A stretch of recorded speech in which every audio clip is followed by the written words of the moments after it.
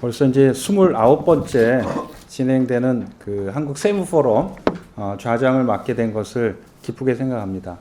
오늘 그 주제는 이제 두 가지인데요. 제일 주제는 그 고향세라고 일명 부르는 이제 고향사랑 기부제가 이제 올해부터 시행되도록 돼 있는데 이 제도 현재 어떤 문제점이 있고 또 개선할 방안들을 한번 같이 생각해보는 시간을 갖도록 하겠습니다. 사실 고향세는 지금 관심은 굉장히 많은 것 같아요. 왜냐하면 윤석열 대통령도 언론 보도에 의하면 16개 시도에 30만 원씩 해서 한 480만 원을 고향사랑 기부를 했다라고 언론에 보도되고 있고, 또 손흥민 선수, 뭐 BTS 이렇게 이제 유명 인사들이 고향사랑 기부제에 동참함으로써 관심이 굉장히 고조되어 있는 것 같은데, 문제는 이 고향사랑 기부제가 근거 법령이 조특법 58조거든요. 그게 이제 고향사랑 기부금 세액공제로 되어 있는데, 이게 지금 시행 시기가 2025년 1월 1일부터로 되어 있습니다.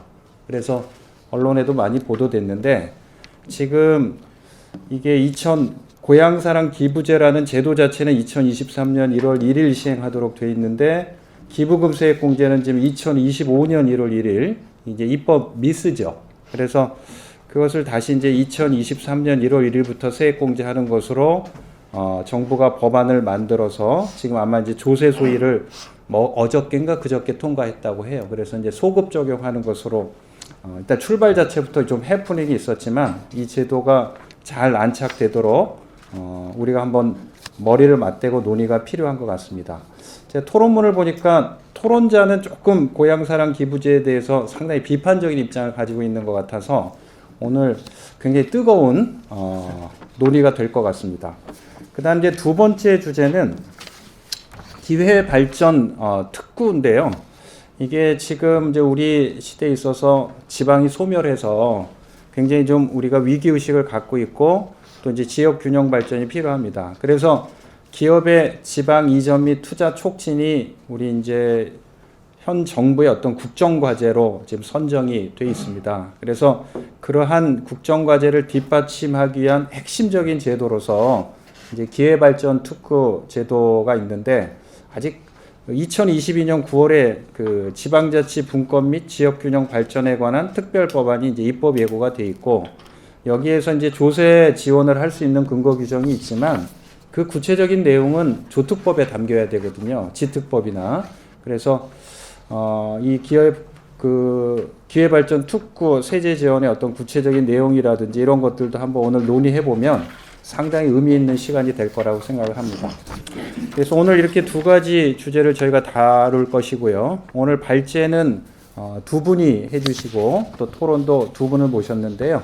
발제자하고 토론자를 간단히 소개하도록 하겠습니다. 먼저 고향사랑 기부제 발제를 맡아주신 구강희 세무사님은 국세청에서 상당히 오랜 기간 근무하시고 지금 세무사로 근무하시는데 지금 대구지방 세무사회 회장을 맡고 계십니다. 그 실무를 하면서도 굉장히 학구적이어서 계명대학교 경영학 박사 학위도 받으셨습니다. 두 번째 기회발전 특구 발제를 맡아주시는 박상수 박사님은 현재 한국지방세연구원 지방재정연구실장으로 근무하시고 계시고, 국가균형발전위원회 지방투자산업발전특별위원회 위원 등 정부의 각종 위원회에서 활발하게 활동하고 계십니다. 첫 번째 발표는 말씀드린 대로 구강희 세무사님께서 해주시겠습니다. 구강희 세무사님 발표 부탁드립니다. 예, 감사합니다. 오늘 제 29회 한국 세무 포럼 주제 발표를 하게 된 이제 구강희 세무사입니다. 오늘 주제를 발표할 수 있도록 이런 시간을 마련해 주신 우리 한국세무사회 원경희 회장님과 우리 연구이사님 또 관계자분에게도 감사드립니다. 그리고 오늘 우리 한국세무 포럼의 주제 발표에 대해서 자장을 맡고 계시는 우리 이중규 교수님 바쁘신데 이래 참석해 주셔서 고맙습니다. 그리고 또 저와 같이 또 주제 발표를 하게 된 박상수 박사님도 주제를 발표해 주시고요. 지정 토론자로서는 이제 우리 김홍환 박사님과 김연아 실장님께서 오늘 수고해 주시겠습니다. 오늘 발표에 따른 이제 토론자께서는 또 제가 발표하는 데서 다소 미흡한 점이 있더라도 제가 이 전공은 하는 것이 아니지만 또 우리 고향 납세에 대해서 또 시사성이 있고 처음 또 금년에 시행하는 제도니까 제가 국민들한테 홍보를 하는 그런 의미에서 제가 이 주제를 선정하였습니다. 먼저 발표할 내용은 제가 주제를 발표하게 된 동기가 있습니다. 제가 대구지방세무사 회장을 역임하면서 일본 세리사회, 주국구 세리사회하고 또 교류를 하면서 또 의논한 게 있습니다. 5년 전에 우리나라가 고양세를 도입하기 전에부터 조금 관심이 있어가 또 양국 간에 이제 의견도 교류를 했고요. 또 최근에는 또 일본 세리사회가 화상 회의도 우리 한국 세무사에 우리나라가 고향 기부금제에 대해서 시행되고 있는 데 대해서 성공적으로 정착할 수 있는 방안이라든가 그간 일본에서 시행해 오고 정착하게 된 성공적 요인과 문제점 등을 심도 있게 토론을 했고요. 또 개인적으로는 제가 경상북도에 또 고향 기부제 부위원장직을 맡게 돼서 관심을 갖고 그래서 오늘 우리 한국세무사 포럼의 주제를 발표하게 되었습니다.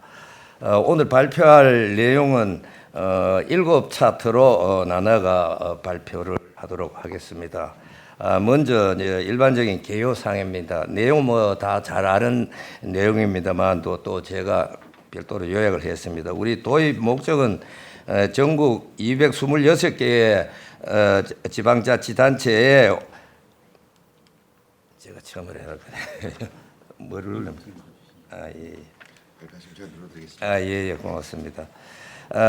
226개 지방자치단체가 있습니다만 50% 이상이 이제 소멸 위기 지역으로 심화되어 있습니다. 그렇기 때문에 지역 사회가 상당히 활력이 저하되고 있습니다. 그리고 또 우리 고향을 떠난 사람들이 애양심을 갖고 또 우리 지방자치단체에 기부할 수 있는 기회를 또 제공하고자 하는 목적이 있고요.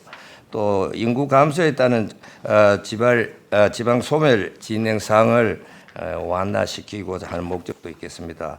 나아가서는 이제 우리 건전한 기부 문화를 조성해서 지역 경제 활성화와 지역 균형 발전에 기여하는 것을 목적으로 하고 있는 것 같습니다. 다음 슬라이드입니다. 고향사랑 기부제의 의의를 보시면은 금년부터 시행되고 있는 고향사랑 기부제는 기부자가 거주지를 제외한 전국의 지자체에 기부를 하면은 세액공제와 그에 상응하는 또 답례품을 제공받도록 하는 그런 제도입니다. 이제 우리가 고향납세 제도가 시행된 지도 이제 채 2달 되지 않는 그런 실정입니다. 고향 납세에 대해서는 성격을 간단하게 제가 요약해 봤습니다. 실제 고향 납세하면 일명 고향세로 우리가 부릅니다만도 조세로 이제 인식하기 쉽지만 실제 내용은 보면 기부금입니다. 기부금인데 그 내용을 간단하게 말씀드리겠습니다. 다음 슬라이드.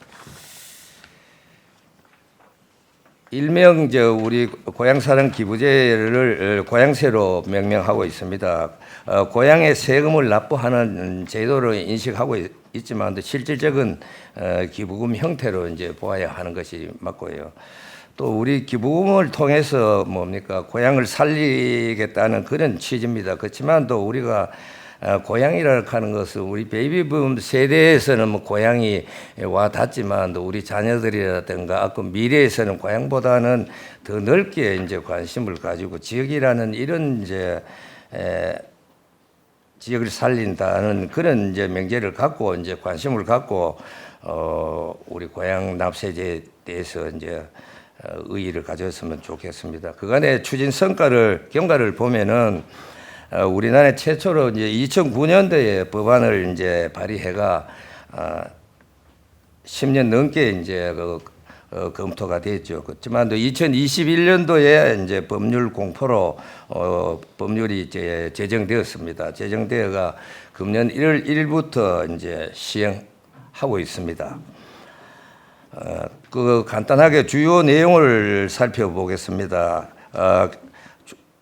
주요 내용은 먼저 기부금 모집 주체 및 대상입니다. 기부금 모집 주체는 개인에 한했습니다. 법이 기업은 기부할 수 없도록 제한을 했고요. 기부 대상 지역으로는 자기가 거주하지 않는 지방자치단체에 기부할 수 있도록 이래 해놨습니다. 또 기부를 하면 그에 상응하는 30% 상당 이내에 이제 답례품을 제공하도록 이래 되어 있습니다. 그리고 답례품은 이제 우리가 기부자가 직접 이제 선택 가능하도록 이래 품목이 되어 있습니다. 지금 현재 우리 플랫폼에 등재된 이제 답례품 목록을 보면 한 6,100여 개의 품목이 이제 선정되어 있습니다. 기부금 접수 및 상한액을 보시면은 기부 상한액은 이제 연간 500만 원을 한도로 하고 있습니다. 한도로 하고 있고 온라인으로도 할 수 있고 오프라인 농협을 통해서도 이제 할 수 있고 뭐 카드 결제도 되고 온라인 전자이체도 되도록 했습니다. 기부 목적은 뭐 앞에서 이야기한 대로 우리 지역 소멸되는 지역에 지역 경제 활성을 하고 또 지역 주민들의 복리 증진을 위한 사업을 할 수 있도록 기금의 사용처를 용도를 지정하고 있습니다. 다음 사입니다. 기부를 하면 기부금의 혜택을 또 세액공제와 별도로 이제 혜택을 드리고 있습니다. 먼저 세액공제는 우리 조세특례제한법에 나옵니다. 58조 1항에 나오고 있는데요. 10만 원 이하는 전액 공제하고 10만 원 초과 시는 국세 소득세에서 15%, 지방소득세에서 1.5%가 16.5%를 세액 공제를 해주고 있습니다.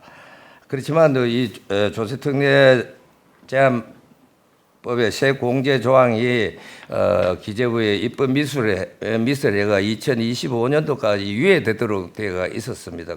그렇지만 어저께 이제 조세 소위에서 국회에서 토론이 있어가 금년에 소급하여 이제 세액 공제가 가능하도록 입법을 추진하고 있습니다. 답례품에는 이제 각 지방자치단체의 지방조례로서 정하고 있는데요.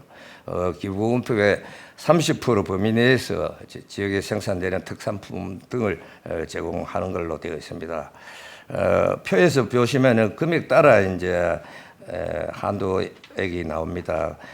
10만 원 한 경우에는 실제 우리가 기부자가 한 이상으로 혜택을 받고 있습니다. 세액공제 전액과 30%에 상당하는 답례품을 제공받도록 되어 있습니다. 그렇지만 또 최고 한도인 이제 500만 원을 기부할 시에는 세액공제는 한 90여만 원밖에 되지 않습니다. 답례품으로는 150만 원 상당 한 240만 원 정도이기 때문에 50%에 미치지 못하고 있는 이런 실제입니다. 고향사는 기부제에 대해서 통합 정보 시스템을 행자부에서 운영하고 있습니다. 온라인에서는 그 고향사람 이음 시스템이라고 있습니다. 거기에 보면은 기부금 납부라든가 답례품 선택, 배송 또 세액 공제를 받을 수 있도록 자동 세액 처리가 되는 이게 국세청의 홈택스의 자료를 가서 쉽게 이제 세액 공제를 받을 수 있도록 원스톱 시스템으로 이제 구축되어 있습니다. 기부금 흐름 절차는 뭐 표를 참고해 주시면 되겠습니다. 우리나라 고향 납세 제도가 시행된 것은 일본의 고향 납세 제도를 우리가 도입한 것입니다. 우리 전 세계에서 최초로 일본이 고향 납세 제도를 시행하여 왔습니다. 우리나라의 고향사랑 기부제를 도입하게 된 것도 일본의 고향 납세 제도를 벤치마킹해서 이제 우리가 제도를 도입하여 올해부터 시행하고 있는 제도입니다. 고향 납세 제도는 일본에서는 우리는 기부금의 성격이 있습니다만 지방세법의 어떤 개정에 따라 이제 고향 납세 제도를 도입하였습니다. 납세자가 임의로 이제 지방자치단체에 고향 납세로 기부하면은 최소한 2천엔 한 2만 원 초과되는 금액만 세액 공제를 하고 최소한의 2만 원까지는 기부를 기부자가 부담하도록 이래 되어 있는 제도입니다. 그렇지만 또 이제 개인소득세와 주민세에서 전액 이제 세액 공제해 주는 제도로 2008년도부터 도입됐습니다. 일본에서도 제일 먼저 북해도에서 처음 시작되었고요. 또 기부자가 기부를 할 때 이제 뭡니까? 기부는 그 지방자치단체에 합니다. 기부금의 사용처나 용도를 또 기부자가 선택할 수 있도록 되어 있고요. 우리나라보다는 또 더욱더 많은 규제가 덜하죠. 덜해서 상당히 활성화되고 있는 이런 제도입니다. 그리고 또 답례품으로서는 우리나라와 같이 답례품을 제공해주고 있습니다. 또 이후에 우리나라는 개인이 한해서만 이제 기부할 수 있도록 되어 있습니다만 또 일본에서는 당초에는 개인이 기부하는 걸로 제한했습니다만 또 기부 활성화가 되지 않아서 2016년도에 기업에 대해서 고향 납세 제도를 도입해가 또 세금 혜택을 드리고 있습니다. 또 일본의 고향 납세 신고 방식을 간단하게 소개하겠습니다. 2008년도에 도입되었지만 또 2015년도 이전까지는 기부금에 대해서 세액 공제받는 절차가 세금 신고 형태이기 때문에 상당히 절차가 좀 복잡하고 번거롭습니다. 그렇기 때문에 대부분의 소액 기부자들은 기부하는 것을 어려고 이래 했습니다. 그렇지만 또 상당히 불편한 이제 신고 절차라든가 이런 제도를 2015년도 이후부터는 새로 이제 원스톱 시스템 제도를 도입하여 상당히 편의를 증진하여서 기부금이 많이 활성화되고 있는 그런 실정입니다. 다음 자입니다. 일본의 고향 납세 세액 공제 방식을 한번 보겠습니다. 우리나라는 기부금 형태지만 또 일본은 세액 공제 방식을 형태를 취득하고 있습니다. 먼저 개인에 대한 고향 납세 세액의 구조입니다.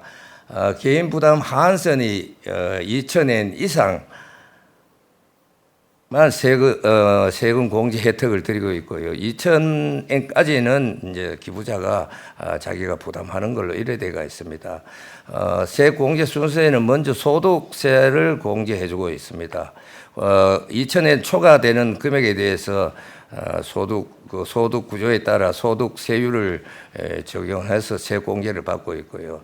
또 일본은 지방세가 우리나라보다 소득에 대한 비중이 좀 높은 편입니다. 그래서 기본 주민세 분에 대해서는 또 10% 상당의 또 세액 공제를 해드리고요. 또 특례분으로 대해서 소득할 특례분에 대해서는 또 소득세라든가 기본 주민세에서 세액 공제 부분에 대해서 공제받지 못한 부분에 대해서 또 별도로 세액 공제를 해드리고 있습니다. 한도는 최대 소득금액의 20% 범위 내에서 특례를 주고 있습니다. 또 2016년도에 도입한 이제 법인에 대한 고향 납세 제도입니다. 여기도 보면은 개인만 지는 혜택이 없습니다만 또 송금 산입 혜택도 있고 법인의 사업 소득에 대한 세액 공제 또 법인 소득할 주민세에 대한 또 세액 공제 등등 이렇게 많은 혜택이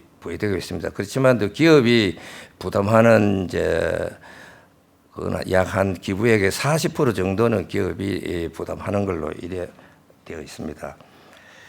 그간에 일본에서 다음 자입니다. 예, 이게 표가 안 나오네. 다음 자, 예. 예. 일본의 고향세 도입은 좀 앞에집니다. 예.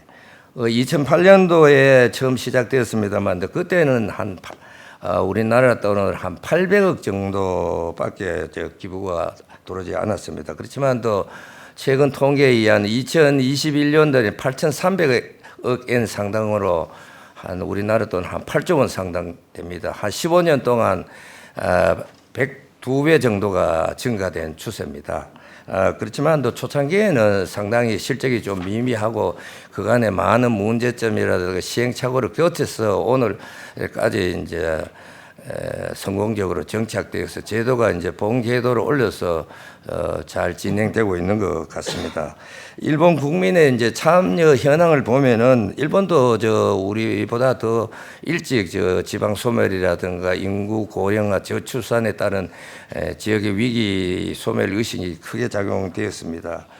그렇지만 최근에는 젊은 층의 이제 참여율이 높고 또 일본에서는 지역 특산물에 대해서 상당히 관심을 갖고 특산품에 대해서 특산품에 따라 이제 기부 지역을 선택하고 기부가 활성화되고 있는 것 같습니다.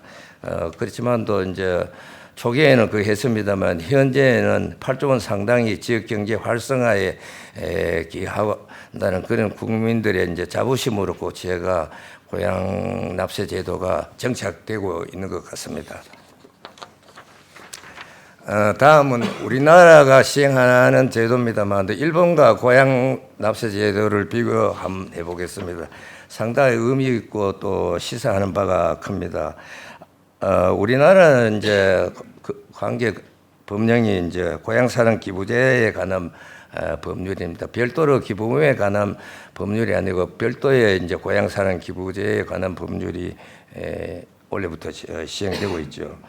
그러나 일본에서는 이제 후루사토라는 이제 일본 고향 납세명입니다만도 이거는 세법에서 이제 규정하고 있습니다. 또 제도 방식을 비교해 보면 우리나라는 기부금 형태, 우리가 정치 기부금 같이 거래 제도를 운영하고 있습니다.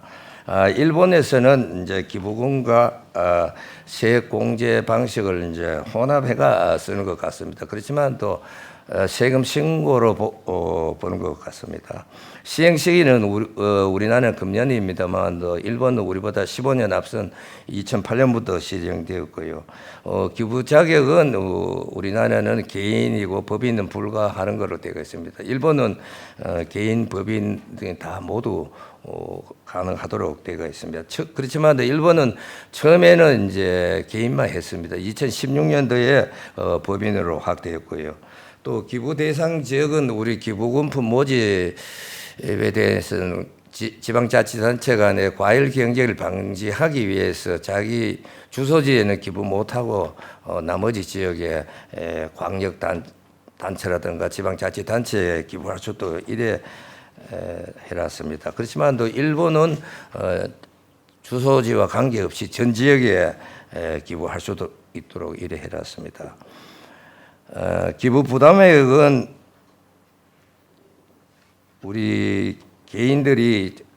우리나라는 개인들이 부담이 많습니다. 뒤에 표가 나옵니다만도 세액 공제가 최대 16.5% 되지 않기 때문에 개인 부담이 많이 부담받습니다. 그렇기 때문에 실질적인 기부금의 성격이 강합니다. 일본은 2000년 초과분에 대해서는 대다수 소득이 많은 분은 세액 공제를 받도록 이래 되어 있습니다. 그렇기 때문에 개인의 부담은 그래 많지 않은 편입니다. 재정 분권을 보면은 우리나라는 세액 공제를 해주지만 이건 국세에서 90%, 91% 상당을 부담하고 지방자치단체에서는 한 9% 정도, 국세의 10% 정도만 이제 부담을 하기 때문에 재정이 중앙 정부에서 지방으로 이제 이제되는 이런 이제 효과가 있고요. 또 일본은 지방자치단체가 부담하는 게 많습니다. 광역단체에서 기초단체로 이래 이제 재정이 이제 흘러가고 있는 이런 형태가 되어 있습니다. 기부 한도는 우리나라는 500만 원까지 제한을 했고 일본은 제한이 없습니다. 세금 혜택은 앞서 이야기한 대로 세액 공제와 답례품 혜택을 드리고 있고요. 일본도 뭐 저희들과 마찬가지입니다만 또 그렇지만 또 일본은 우리나라보다는 세액공제 범위가 상당히 넓습니다. 또 수혜자를 볼 것 같으면은 우리나라는 세액공제가 10만 원 이하는 전액 세액공제가 되기 때문에 소액 기부자, 급여 소득자한테만 이제 유리한 이런 시스템이고요. 일본은 도리어 전액 세액공제 방식이 되기 때문에 고소득자한테 상당히 유리한 이런 형태입니다. 이거 기부제를 관리하는 시스템을 보면은 우리는 저 행자부에서 운영하고 있는 고향사는 이음이라는 시스템에서 이제 통합 관리를 하고 있습니다. 그렇지만 일본은 전산화를 국가에서 하지 않고 민간에서 주로 운영하고 있는 것 같습니다. 다음은 재정 부담 구조를 한번 보겠습니다. 이거는 이제 우리가 개인의 어떤 소득 금액이 1억 원이라고 가정했을 때입니다. 진행이 좀 늦은 것 같습니다.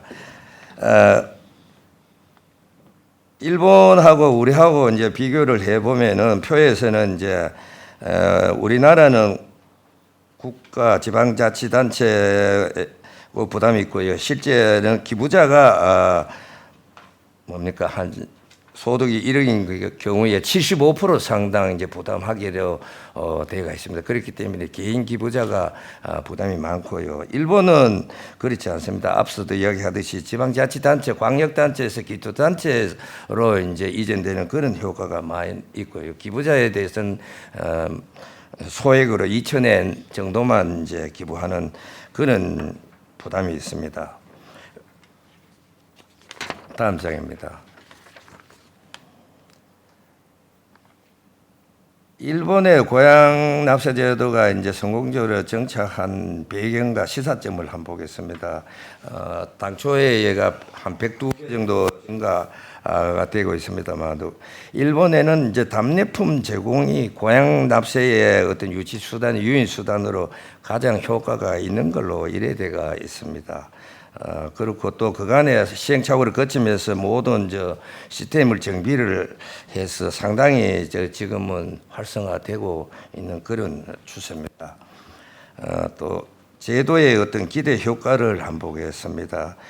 지방 재정이라든가 지역 균형 발전에 이제 기여할 것이라고 이제 목적을 두고 있습니다.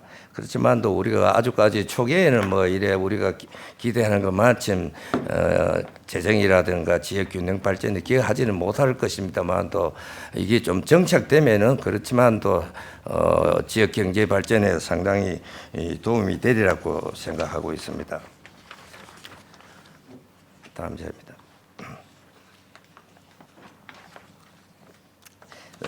답례품에 대해서 간단히 비교해 보겠습니다.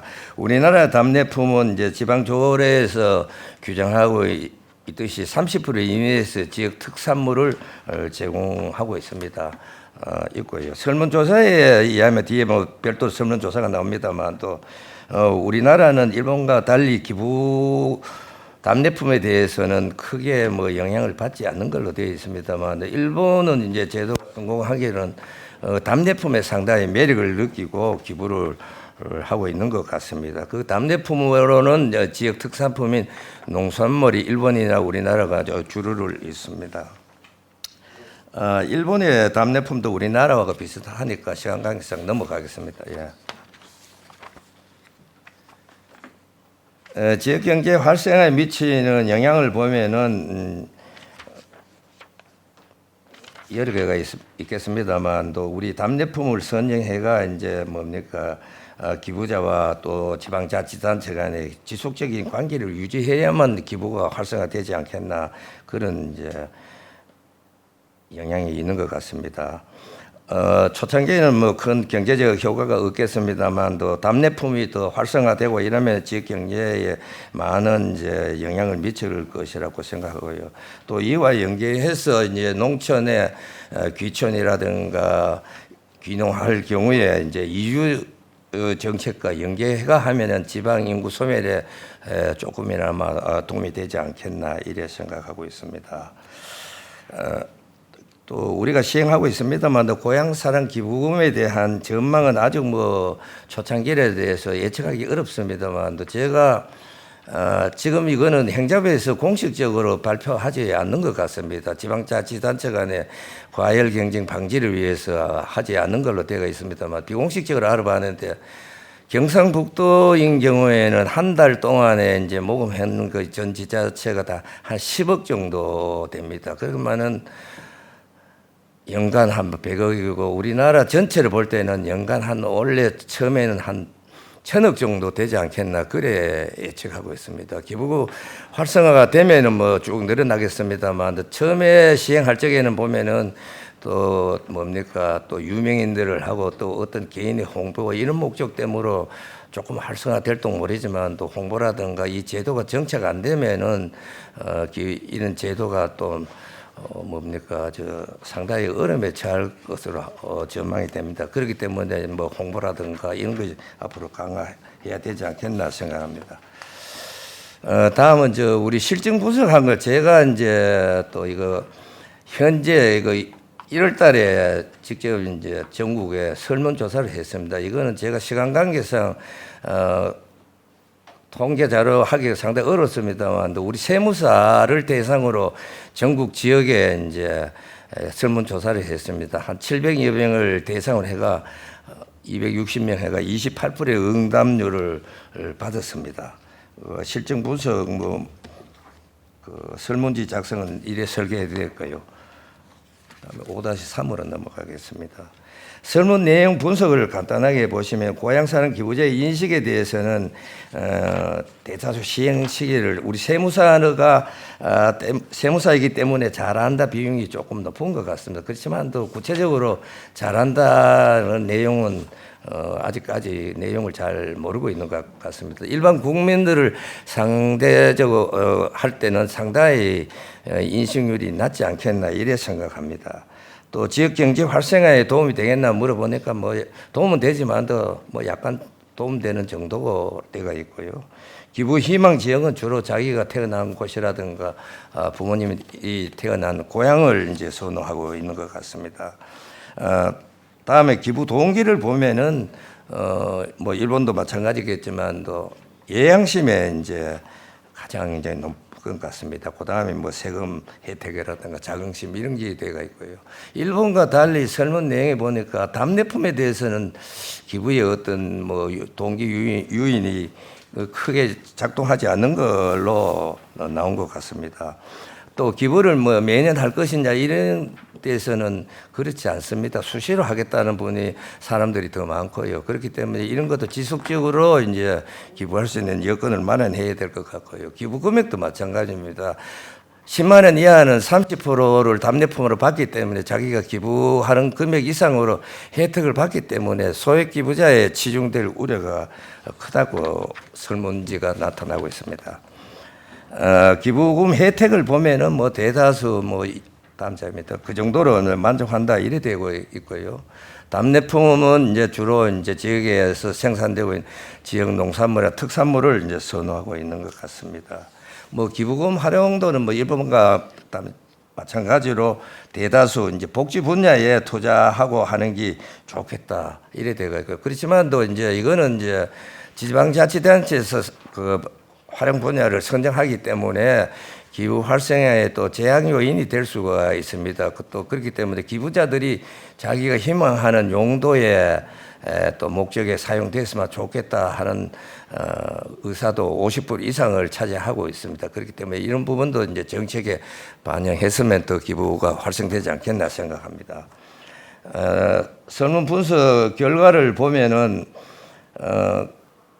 또 우리나라는 뭡니까 일본에서도 시행착오를 범했던 이제 기부금 제도에 대해서 지방자치단체 간 과열 경쟁을 방지를 하기 위해서 우리나라는 너무 법으로 제한한 게 많습니다. 기부 한도라든가 또 지방자치단체를 또 자기가 거주하는 지역을 또 못하도록 되어가 있고요. 또 개인만 또 기부하도록 되어가 있고 또 세공제 비율이 상당히 낮고 뭐 이런 등등이 있습니다. 이렇기 때문에 현 제도는 뭐 당장 뭐 지금 문제점은 발생 안 됩니다만 하다 보면 이제 문제점이 발생되라고 생각합니다. 뭐 중장기적인 과제도 많이 있습니다만 또 현 제도보다는 규제를 많이 완화해가 기부금을 활성화되는 쪽으로 제도를 개선하는 게 바람직하지 않나 싶습니다.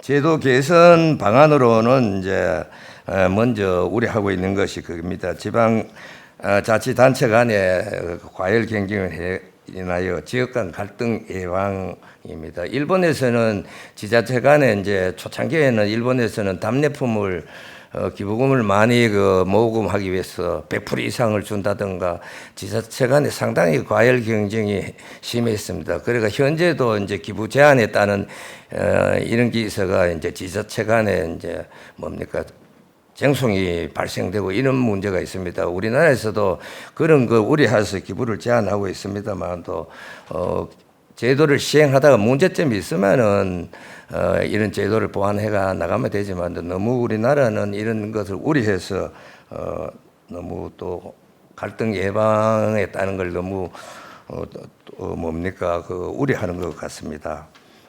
다음 장으로 넘어가겠습니다. 기부 활성화를 위해서는 이제 우리가 홍보가 상당히 필요하는데 지금으로 보면 우리 또 이것도 많이 제한해 놨습니다. 개별적으로 할 수도 없고 출향민을 상대로 주로 해야 되는데 예를 보면 개별적으로 뭡니까 향후회라든가 동창회 모임 같은데 이래 또 하지도 못하기 때문에 상당히 제약을 받아가 기부금이 활성화되지 않는 경우가 있습니다. 이렇기 때문에 홍보 활동은 상당히 제한을 완화해야 되지 않겠나 생각하고 있습니다. 기부금 모집 주체 및 확대 대상은 앞에서도 이야기한 대로 현 제도가 너무 이제 과일 방기를 해서 제한을 했습니다. 이런 부분은 전반적으로 제도를 운영하면서 확대하는 것이 바람직하지 않겠나 이래 생각하고 있습니다. 또 6-4입니다. 여기도 마찬가지입니다. 세액공제라든가 기부 상한선도 이제 제한을 완화하는 방향으로 해야 되겠고요. 또 지역 특성에 맞는 이제 우리 답례품 개발도 마찬가지입니다. 이것도 시행하고 더욱더 지역 경제 활성화에 이제 도움이 되는 쪽으로 특산품을 개발하는 것이 기부금에 모집하는 데 상당히 효과가 있지 않겠나 싶습니다. 또 그리고 지역 균형 발전과 연계해가 이거는 뭐 우리 제도의 어떤 목적이기 때문에 이 제도가 잘 정착되고 하면은 지역 균형 발전에 많은 이제 도움이 되리라고 생각합니다. 이상과 같이 이제 우리 개선 방안으로는 여기 제가 앞에서 이야기한 대로 6가지로 요약을 했습니다. 또 시간 관계상 제가 개별적으로 안 하고 서면으로 가름하도록 하겠습니다. 두서없이 제가 연구한 내용을 발표했습니다. 감사합니다. 경청해 주셔서. 첫 번째 발표 구강회 제가 아까 희라고 잘못 말씀드린 것 같아요. 제가 다시 정정해서 죄송하다는 말씀드리고 구강회 세무사님의 발표 잘 들었습니다. 뭐 언제 바쁘실 텐데 또 실증 분석까지 해주셔서 상당히 실감나게 발표를 해주셨습니다. 감사합니다. 이제 두 번째 발표를 진행할 순서입니다. 두 번째 발표는 아까 소개해드린 박상수 박사님께서 해주시겠습니다. 박사님 발표 부탁드립니다. 네. 앞 발제가 이제 고향사랑 기부제에 관한 거였고요. 제가 이제 기회발전 특구 이제 소세 지원 방향인데요. 두 주제는 이제 비수도권의 지역 경제 활성화라는 측면에서 제도에 좀 연계성이 좀 있는 것 같습니다. 기회발전 특구와 관련해 가지고는 이제 윤석열 정부의 어떻게 보면 이제 지역 균형 발전의 핵심 정책 중에 하나라고 볼 수 있는데요. 윤석열 정부의 이제 지방과 관련해 가지고는 대한민국 어디서나 이제 살기 좋은 이제 지방 시대라는 이제 국정 목표를 가지고 있습니다. 이것과 관련해 가지고 이제 특히 이제 윤석열 정부 같은 경우는 지역 균형 발전에 관심이 좀 있는데 이제 지역 균형 발전과 관련해 가지고 여러 이제 제도가 있겠습니다만 이와 관련해 가지고 이제 가장 중요한 것 중에 하나가 이제 기회발전 특구인데요. 기회발전 특구는 이제 그 윤석열 정부에서 이제 민간 주도의 투자 촉진을 좀 강조를 하고 있습니다. 그 동안에 이제 지역 균형 발전하게 되면 좀 공공 부문의 이제 투자라고 그럴까요? 공공 부문의 이전 등에 조금 초점이 있었던 반면에 윤석열 정부 같은 경우는 이제 민간 주도 이제 투자 촉진을 좀 강조를 좀 하고 있고요. 이것과 관련해서 그러면 어떻게 민간 주도 투자를 촉진할 거냐와 관련해 가지고 이제 기회발전 특구가 나오고 있습니다. 그래서 이제 기회발전 특구와 관련해 가지고는 원래 이제 지금 현재 그 지방 분권법과 이제 국가균형발전법 두 법이 있는데요. 이 중에 이제 이걸 이제 통합하는 방법 이제 법을 추진하고 있습니다. 그게 이제 지방자치분권 및 이제 균형발전이라는 특별 법안이 되고 있는데요. 이것과 관련해 가지고는 이제 뭐 저 여소야도인 상황이다 보니까 전반적으로 이제 이 법은 좀 통과가 지금 쉽지 않은 상황입니다. 워낙 이게 지방 분권과 관련해 가지고는 이제 야당 쪽에서 이제 강조하는 이제 상황이다 보니까요. 그래서 이제 지금 이제 그 균형발전위원회에서는 어떻게 지금 추진을 하려고 하고 있냐면 그 법안을 통합하는 게 쉽지 않으니까 그래서 국가균형발전법에다가 지금 기회발전 특구를 똑같은 내용을 좀 담으려고 하고 있습니다. 그래서 사실상 뭐 이 동일한 내용들이 이제 국가균형발전법에만 추진되지 않을까 싶습니다. 그래서 기회발전 특구와 관련해 가지고는 뭐냐라고 하게 되면 수도권이 아닌 지역에 대한 기업의 대규모 투자를 유치하기 위하여 지방자치단체 지원이 필요한 곳입니다. 그래서 사실상 비수도권으로 이제 기업 유치하기 위한 이제 지역으로 말을 하는 거고요. 이것과 관련해 가지고는 그럼 뭐 그 주관 부서는 이제 산업부가 맡긴 합니다만 이것과 관련해 가지고는 이제 심의는 누가 하냐면 이제 그 원래는 지방시대위원회가 이제 맡기로 했었습니다만 어떻게 이제 꼭 지방시대위원회라고 하는 것 자체가 이제 이름이 바뀌긴 합니다만 어떻든 간에 실질 면에서는 이제 지방시대위원회 아니면 뭐 국가균형발전위원회에서 아마 심의를 하게 될 것 같습니다. 그래서 이제 이 법에서는 또 그 재정적, 행정적 지원을 할 수 있다라는 내용이 좀 담겨 있고요. 전반적으로 지금 여러 논의가 이제 되고 있습니다만 지역과 관련해 가지고는 지자체가 투자 기업과 협의하여 정한 이제 비수도권 지역이 이제 투자 지역이 되는 거고요. 이것과 관련해서는 전반적으로 이제 그 뭐 많이 논란이 되고 있습니다만 조세라든지 규제와 관련해 가지고 이제 상당한 이제 특례를 이제 주다 보니까 이것과 관련해서 무한대로 할 수는 없고 그래서 각 광역자치단체별로 한 100만 평 정도를 지금 염두에 두고 있습니다. 그리고 이제 업종과 관련해 가지고는 이제 제가 나중에 좀 설명을 하겠습니다만 지금 관련해 가지고 이제 균형 발전과 관련된 여러 이제 조세 이제 지원법이 있는데 관련해서 대부분들은 업종을 좀 제한을 하고 있는데 여기에서는 지금 업종과 관련해 가지고는 제한이 없는 형태로 다 추진을 좀 하고 있습니다. 그래서 이제 몇 가지 이제 관련해서 조금 특징적인 것들을 보게 되면 기회발전 특구와 관련해 가지고는 조금 목표는 담대합니다. 그래서 개인과 기업의 이제 지방 이전이라고 하는 목적을 설정을 했습니다. 목적 자체는 그렇게 설정을 했고요. 그것과 관련해서는 이제 시장 친화적으로 추진하겠다라고 하는 겁니다. 공공부문의 이전 같은 강제적인 수단을 하는 것들이 아니라 시장 친화적으로 하겠다. 그러면 시장 친화적으로 하게 되면 알아서 이제 그 뭐랄까 투자 주체들이 알아서 이제 가야 될 텐데 이것과 관련해 가지고는 그래서 어떻게 할 거냐? 세제 혜택을 주겠는데 파격적이고 전례 없는 세제 혜택을 주겠다라고 하는 거고 그리고 그 규제도 완화하는데 이뿐만이 아니라 이 정주 요건과 관련해 가지고 교육이라든지 정주 요건 등에서도 신경을 쓰고 있습니다. 그것과 관련해서 전반적으로 추진하겠다라고 하는 거고요. 제가 발표하는 것들은 그 중에서도 이제 조세 부분만인 상황입니다.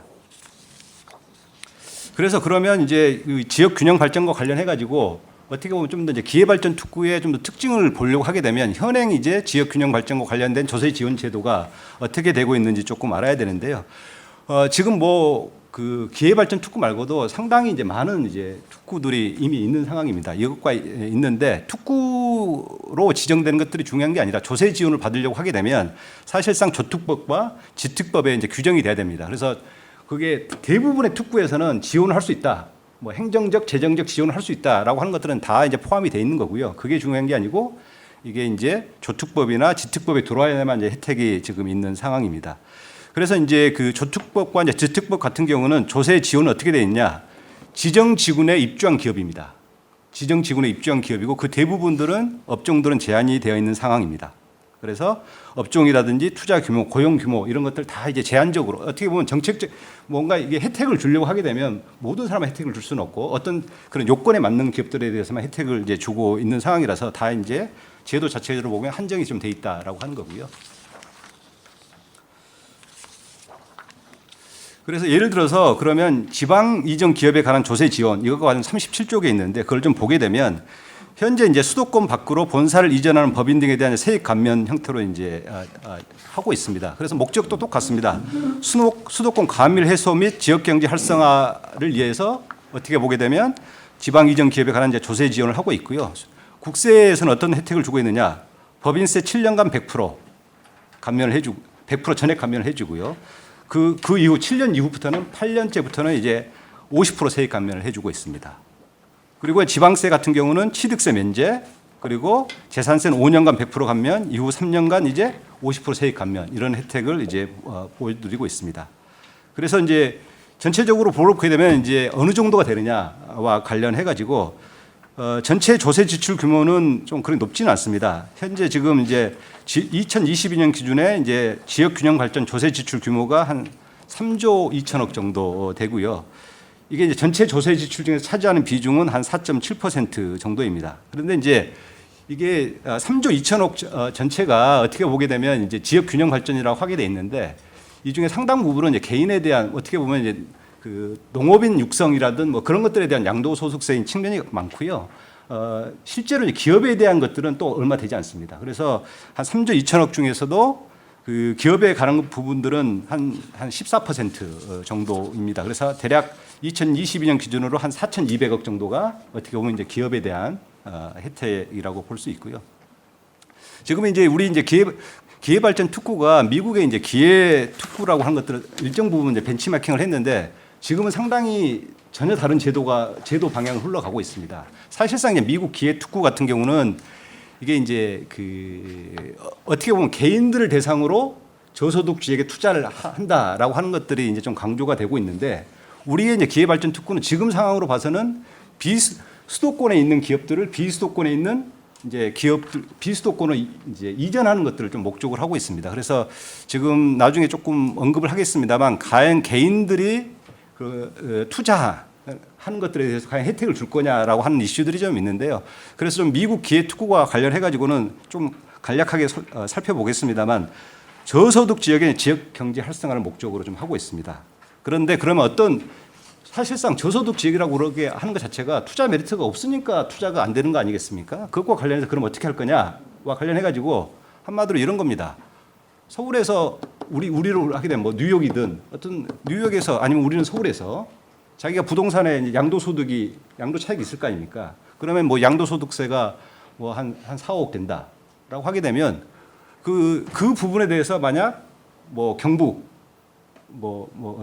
투자하게 되면 그 양도 차익 자체를 한마디로 내지 않겠다라고 하는 겁니다. 그런 것들이 어떻게 보게 되면 하나가 있고 또 이제 이와 관련해 가지고 어떤 형태든 간에 이제 어떤 그 투자를 개인들이 하다기보다는 뭔가 펀드를 통해서 이제 투자를 하게 되는데 펀드에서도 뭔가 수익이 날 거 아닙니까? 어떻게 뭐 경상북도 포항에 뭔가 개발을 하게 했다라고 하게 되면 뭔가가 이제 수익이 날 텐데 그 수익에 대해서도 면제를 해주겠다라고 하는 겁니다. 그래서 사실상 먼저는 자기가 현재 있는 양도 차익에 대해서 뭔가 혜택을 주고 그리고 그와 관련해서 향후 수익에 대해서는 그러니까 현재 난 차익에 대해서는 최대가 한 15%에 불과하고 나중에 발생할 소득에 대해서는 전혀 100% 다 면제해 주겠다라고 하는 것들이 이제 그 기회 특구의 이제 핵심이라고 좀 볼 수 있고요. 그래서 이제 이와 관련해서 조금 이제 그 특징들을 몇 가지 살펴보게 되면 사실상 이제 미국의 기회 특구는 지역 기반의 이제 조세 지원 제도다라고 조금 할 수 있고요. 제가 보는데 이제 많은 이제 경제 특구는 우리 같은 경우 보면 상당 부분은 이 지역이라기보다는 일정 부분 산업 차원에서 아니면 좀 접근할 수 있는 것 같지 않을까 좀 싶습니다. 그리고 투자 지역, 투자 대상 선정에서 상당히 이제 민간 중심입니다. 우리 같은 경우는 이제 저 표에 보시게 되면 기본적인 차이는 우리는 어떻게 되냐면 공공 부문이 어디에 단지를 조성을 해야 됩니다. 그리고 그 단지를 조성하는 데에 대해서만 지금 세제 혜택을 주겠다고 하는 거거든요. 그런데 미국 같은 경우는 그런 게 아닙니다.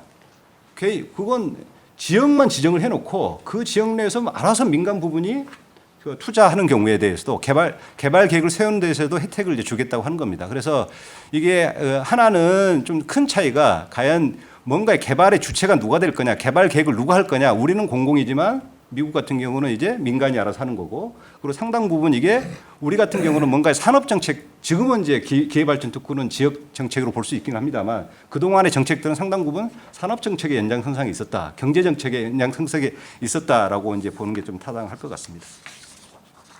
그래서 이제 이와 관련해 가지고 기회특구에 이제 어떻게 보면 이제 그 긍정적인 효과와 관련해 가지고는 일정 부분 그 투자 확대가 됐습니다. 투자 확대가 돼서 이 투자 확대 자체가 지역 경제에 일정 부분은 기여를 했다. 이게 없었으면 저소득 지역이라든지 그다음에 낙후 지역에 간 투자가 있었겠느냐, 이와 관련해서 좀 부정적입니다. 그런데 이게 투자라고 하는 것 자체가 다 이게 원래 투자라고 하는 것 자체는 다 이게 돈을 따라가지 않습니까? 그러면 목표 자체는 어떤 형태로든 간에 조금 낙후 지역의 일자리 창출, 그리고 뭐 저렴한 주택 공급 이런 것들을 좀 기대했는데 그 중에서도 낙후 지역 중에서도 좀 될 만한 지역 가서 투자를 하겠죠. 아무래도 그 돈이라고 하는 것 자체가 속성상 그렇게 흘러갈 수밖에 없는 상황이니까, 그런 면에서 과연 그러면 어떤 형태로 이게 그 낙후 지역의 일자리라든지 아니면 저렴한 주택이라든지 사회적으로 뭔가 이익을 창출하는 것에 과연 그 사회적으로 바람직한 행위에 가야 할 거냐라고 하는 것들 자체가 미국 같은 경우 상당 부분의 개선 논의에 좀 있는 것 같고요.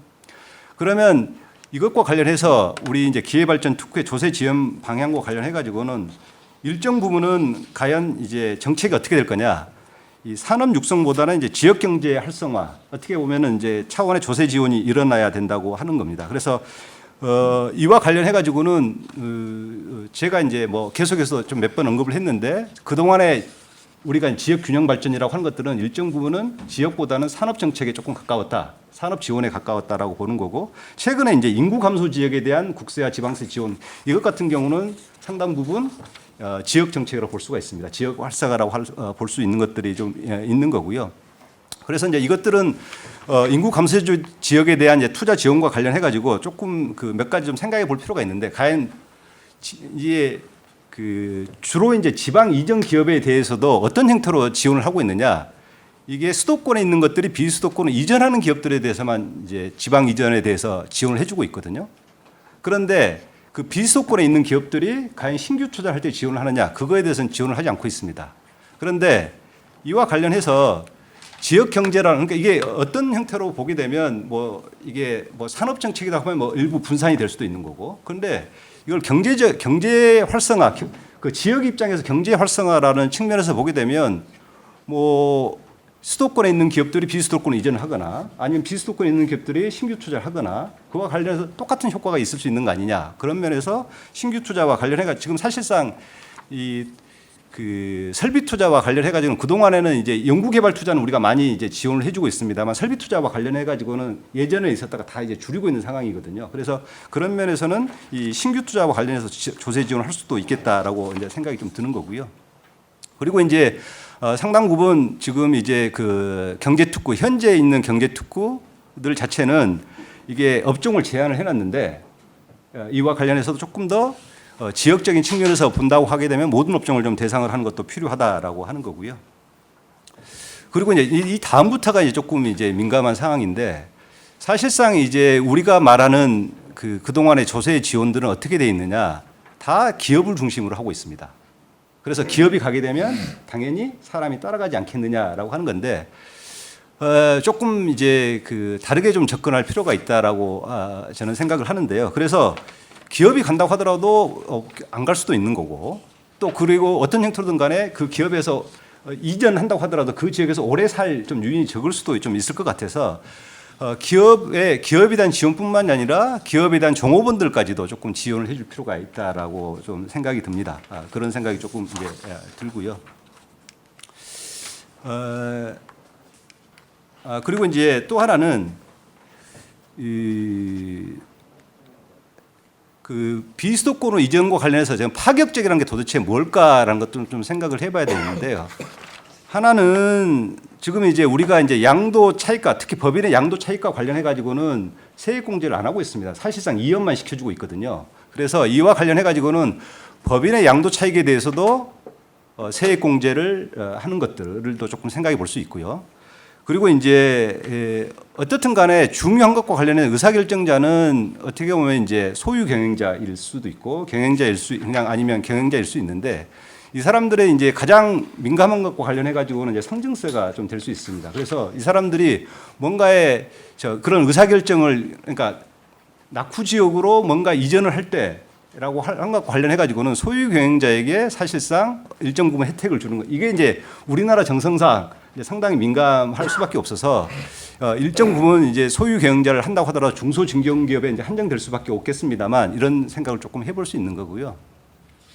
또 하나는 지금 현재의 그 기회발전 특구와 관련된 논의가 진행되고 있는 것들 자체는 다 어떤 형태의 지원이냐, 공공부문이 나머지 개발 계획을 세우고 그 개발 기획에 이제 들어오는 형태의 이제 세제 지원을 좀 염두에 두고 있는데 지금 우리가 이제 인구 감소 지역을 이제 지정을 했지 않습니까? 그러면 이것과 관련해서는 개인들이 만약 그 앞에 이제 미국의 이제 기회 특구를 벤치마킹을 하는 거죠.